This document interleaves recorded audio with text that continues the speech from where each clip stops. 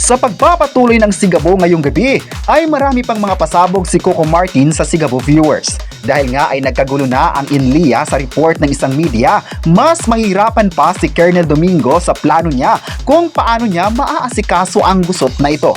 Para matulungan siya ay nakipag-usap siya kay Jacinto para kausapin ang pamilya ng nabaril at makipag-areglo.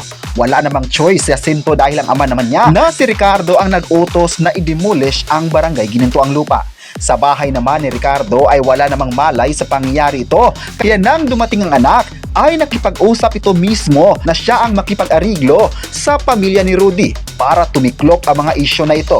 Pero sa una ay di sasang-ayon, pero wala na siyang magawa dahil na rin maprotektahan ang pangalan nila sa mga tao. Habang si Betchay naman ay gulang sa kanyang trabaho pero wala talaga siyang swerte. Hanggat kinausap siya ni Paquito para itibol ito at nagkaroon ng aminan sa isa't isa.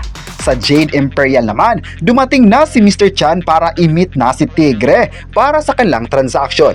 Isang malaking negosyo ito kaya hindi dapat mabulilyaso ang nasabing business transaction. Pinilit namang pumasok nila Sam ang lugar, pati na ang grupo ni Gabo.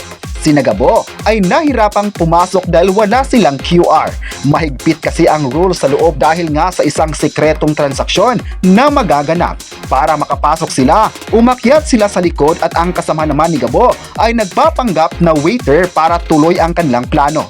Nang nakapasok naman sila, ay secured na ang lugar at bawat galaw nila Tigre at Mr. Chan ay detalyado. Nasa loob naman ang grupo ni Sam at ang ibang miyembro ng NCIA kaya kapit na kapit pa rin sila sa operation. Masayang nagkwentuhan sina Mr. Chan at Tigre sa kung ano ang magiging kalalabasan ng kanilang negosasyon. Dala nito ang mali-malitang gold. Masaya si Tigre sa tiwala ni Mr. Chan sa kanila. Kaya isang malaking pera ito para sa bawat panig. Habang si Gabo naman ay nakaalerto na sa kung ano ang magiging ganap sa loob at hihintay ang hudyat kung kailan makakalabas si Tigre. Si Tigre lang naman ang kanilang gusto para mahuli ito. Sa isang pagkakataon ay nagkakatagpo ang landas ni Gabo at Sam at nagkaroon pa sila ng dialogo. Habang nagkausap sila ay nakaalisto na ang grupo ni Tigre dahil na nagkaroon ng gulo sa loob. Sumigaw naman si Sam na taga-NCIA sila kaya biglang tumakas ito.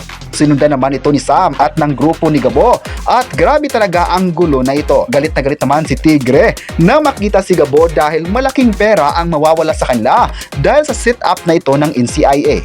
Nagkatapatan si Gabo at Tigre, gayon din naman si Sam na sinundan ang kalaban.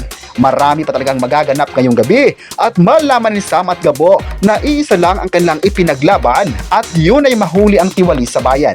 Pero magkakaroon naman ng problema dahil nga sa ama ni Sam na si Ricardo. Paano kaya tatanggapin ni Gabo na ang ama ni Sam ay siyang nagpapaalis sa kanila sa barangay Ginintuang Lupa?